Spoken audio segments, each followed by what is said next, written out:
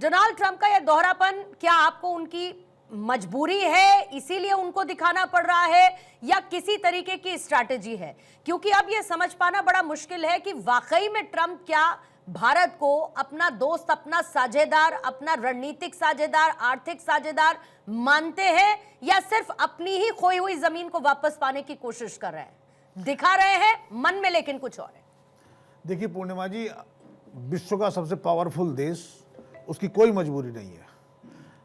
ये रणनीतियां हैं, स्ट्रेटजी है कि कैसे वर्ल्ड को हर बार नए समय में कंट्रोल में रखें, फाइनेंशियली कैसे बेटर रहें, इकोनॉमिकली कैसे बेटर रहें, अपने हथियार कैसे बेचें, अपनी टेक्नोलॉजी कैसे वर्ल्ड वाइड डिलीवर करें, और उसके बाद बैलेंस ऐसे बना के चलें कि जो भी देश हमसे आगे बढ़ने की कोशिश करे उसको डाउन करना है। तो उसको लगता है कि इस समय 3 देश ऐसे हैं मुख्यतः जो उसके किसी न किसी मामले में कॉम्पिटिटर बन रहे हैं। बाकी सबको उसने एक एक करके नीचे कट डाउन कर दिया।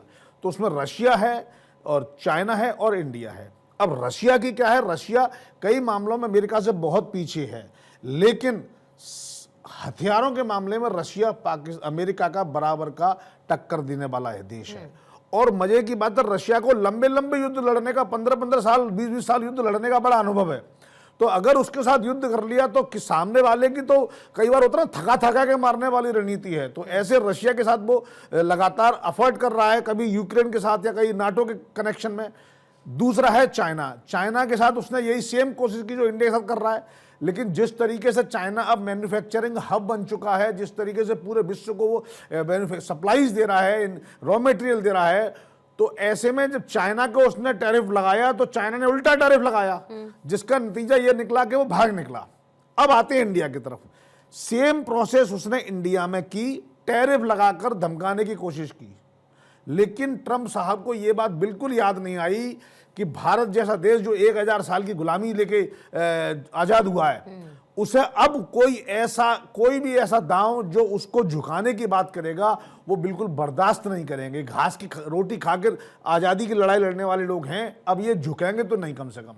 तो उसे समझ में आ गया कि इन्होंने इधर बैलेंस कर लिया, रूस और चाइना मिलकर अमेरिका को टक्कर देते हैं, और अगर इंडिया वहां पहुंच जाता है तो अमेरिका को ऐसी परमानेंट डैमेज कर देगा। अगर उन्होंने ब्रिक्स में लोकल करेंसी शुरू कर दी, अगर डॉलर को चैलेंज करना शुरू कर दिया, इंटरनेशनल ट्रांजैक्शन में गोल्ड के एक्सचेंज में डॉलर को हटाना शुरू कर दिया, अपने जो है डेट नोट्स को बेचना शुरू कर दिया, तो क्या है, अमेरिका एक अलग तरह की परेशानी में फंस जाएगा। तो मुझे लगता है कि उन्होंने बैलेंस करने के लिए, जो उनके पीटर नवारो लगातार बयान दे रहे थे और भी लोग बयान दे रहे थे, बैलेंस करने के लिए डोनाल्ड ट्रंप ने कहा भाई अब my dear Modi is my friend, और वो वापस अपने ट्रैक पे आ गए हैं। लेकिन आपको एक बात बता देता हूं आखिरी में कहते हुए, इस बार के जो ट्वीट का इससे पहले मोदी जी ने नेगेटिविटी में कोई रिएक्शन नहीं दिया, लेकिन जब डोनाल्ड ट्रंप ने दोस्ती का रिएक्शन भेजा तो मोदी जी ने उस पर फ्रेंड डोनाल्ड ट्रंप नहीं लिखा, प्रेसिडेंट डोनाल्ड ट्रंप लिखा। ये बता रहा है कि अब India is more careful, Modi ji is more careful in the videsh niti. ये बस कहने की ठीक है, ये बहुत जरूरी था। और ये संदेश प्रधानमंत्री ने इससे पहले भी सीधे नाम ना लेते हुए कभी कोई जवाब नहीं दिया। एक पहली प्रतिक्रिया उनकी तरफ से डोनाल्ड ट्रंप के एक ट्वीट के दौरान देखने को मिली थी। अगर मैं फॉरेन पॉलिसी के पर्सपेक्टिव से, इंटरनेशनल डिप्लोमेसी के पर्सपेक्टिव से इसको समझने की कोशिश करूं तो ट्रंप ने जो किया है उसको आप कैसे देखते हैं? ये एक नेगोशिएशन टैक्टिक है या ये उनका डबल स्टैंडर्ड है? प्रधानमंत्री मोदी के जवाब को आप कैसे देखते हैं, और उनके सर उस दूसरे ट्वीट को जिसमें वो यूरोपियन यूनियन से कहते हैं 100% का टैरिफ लगा दो, इन पर टैक्स लगा दो? Thank you Purnima ji, pleasure always आपके साथ। सॉरी मेरा नेटवर्क शायद अनस्टेबल होगा तो माफ करना मुझे, but I will try my best. 2-3 चीजें हैं, 3 एक चीजें क्लियरली। एक तो Trump good cop bad corp खेल रहे हैं, यानी कि ट्रंप अब अपने को दिखा रहे हैं जी हाँ मैं मोदी जी के साथ मतलब मेरी दोस्ती है, अब भारत ऐसा है वैसा है, और उधर उनके जो एडवाइजर्स हैं Peter Navarro, Scott Bessent, treasury secretary, वो इंडिया को हैमर किए जा रहे हैं। तो classic good cop bad cop भी हो रहा है। इसी के साथ साथ कैरेट एंड स्टिक्स भी हो रहा है कि आप ये कीजिए तो आपको ये फायदा, नहीं करोगे तो आपको ये नुकसान है। 1 सेकेंडली, मोदी जी एक्चुअली और अमेरिका की जो डिप्लोमेसी चल रही है, आई थिंक इससे हमें भारतीयों को लेसन लेना चाहिए। पॉइंट इसकी हमारे देश की जो फॉरेन पॉलिसी गई है इस दौरान, ट्रम्प चाहे जो भी कहते रहे, हमने संयम बरता, बैलेंस रखा। हमने कोई ज्यादा एक्सट्रीम इधर उधर वाले बयान नहीं दिए हमारे देश ने, राइट। और उधर ट्रम्प चाहे जो भी कहते रहे, मैं बार बार कहता हूँ लाइक डक डक डिप्लोमेसी, ऊपर से शांत, पानी के नीचे झील में जब डक तैरती है तो पूरे पैर मार रही होती है, राइट। तो हमारी डिप्लोमेसी संयम, बैलेंस, मिडिल पाथ रही है। और ये इंपॉर्टेंट इसलिए है मेरे ख्याल से देश के लिए कि हमें ये भी देखना चाहिए हमारे देश में हम लोग जो पब्लिक ओपिनियन बनते हैं, हमारे सोशल मीडिया में भी, हम सब में भी जल्दी में हो जाता है जी अमेरिका अमेरिका नहीं, एंटी अमेरिका एंटी अमेरिका। अब आज तो हिंदुस्तान में शायद हो गया कि अमेरिका में कुछ करना ही नहीं, हमें जरूरत ही नहीं है। वो एकदम गलत है, हमें जरूरत है। फिर होता है कि अब तो चाइना हमारे साथ हो गया पूरा, अब हम सारा चाइना से करेंगे, वो भी नहीं है।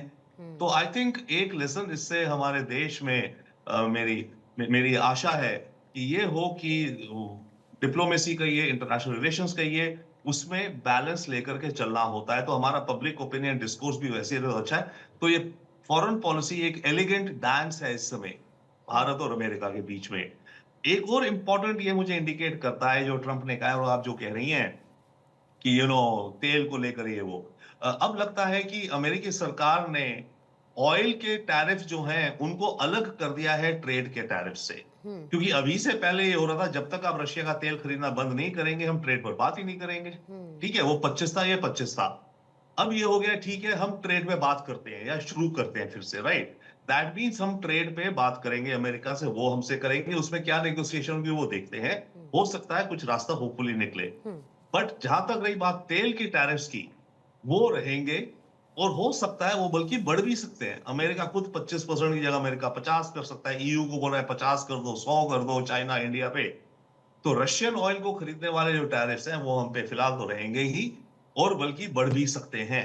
बट ट्रेड वाले मुद्दे में एक कोई आपस में ट्रेड एग्रीमेंट हो सकता है जिसमें हम 25% अभी हैं, 20 आ जाएंगे शायद हमारे, हम कुछ अपनी रेड लाइंस रखेंगे पर हम एडजस्ट भी करेंगे और हमें करना भी चाहिए। और अमेरिका भी एडजस्ट करेगा ट्रेड के मुद्दों में कुछ ना कहीं। तो मुझे ये 2-3 पॉइंट्स दिखते हैं ट्रंप के पॉलिसीज के with respect to India as of now. ठीक है आदित्य जी, कांग्रेस जो है वो हमेशा से ये कहती रही कि मोदी अमेरिका पर बहुत डिपेंडेंट रहे, उनकी जो पर्सनल इक्वेशन थी उसने देश का अहित कर दिया है। लेकिन तमाम बीच में लगाए गए टैरिफ और जो भी ट्रंप की तरफ से कहा गया, उसके बाद वापस से ये कहना ट्रंप का कि भारत एक अच्छा दोस्त है और एक अच्छा पार्टनर है और ट्रेड पर हम बात करना चाहते हैं, हम व्यापारिक रिश्तों को मजबूत करना चाहते हैं, इसको कांग्रेस कैसे देखती है? क्योंकि America as a strategic partner Bharat के लिए इंपॉर्टेंट तो है सर, उसको हम पूरी तरीके से किनारे रखकर तो नहीं बढ़ सकते और शायद बढ़ना भी नहीं चाहिए। Namaste Purnima ji, thank you for calling me. आपने मेरे को बुलाया अपने शो पे, उसके लिए मैं आपका आभारी हूँ। कांग्रेस हमेशा से फॉरेन पॉलिसी को एक बैलेंस में लेके चलना चाहता है। वो कहीं ना कहीं मोदी जी और ट्रंप को एक जैसे एक समान मानता है, जहां दोनों सिर्फ हेडलाइन मैनेजमेंट पे फोकस करते हैं। दोनों चाहते हैं कि जो न्यूज छपे वो ऐसी छपे कि हम हमारे लोगों के लिए बहुत लार्जर देन लाइफ, मतलब सामान्य व्यक्ति से बड़ा दिखना चाहिए। ट्रंप आज कुछ बोल रहे हैं, कल वो कुछ और बोलेंगे, परसों वो कुछ और बोलेंगे। उनकी किसी भी बात को सीरियसली लेना नहीं चाहिए। जब उनकी जो एक्ट्स है, जैसे कि इंडियंस को चेन करके भेजना, जहां पूरी दुनिया में और किसी कंट्री ने उसको नहीं सहा, वहां इंडिया ने उस बात को क्यों सहा।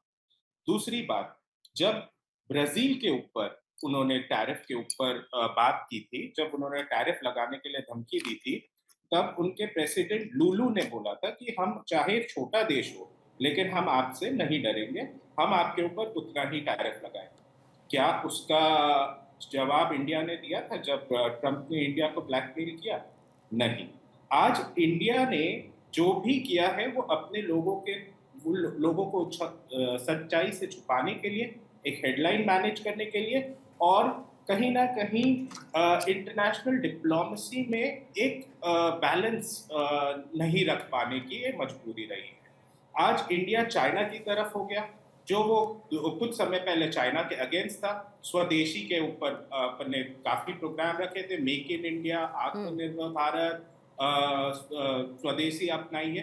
मैं आपको एक और चीज बताना चाहूंगा कि जो मैन्युफैक्चरिंग का कंट्रीब्यूशन है जीडीपी में, जो 2022 में 25% का एक टारगेट रखा था कि 2022 तक इंडिया में मैन्युफैक्चरिंग जीडीपी कंट्रीब्यूशन 25% होगा, वो 2013-14 में 16.7% था।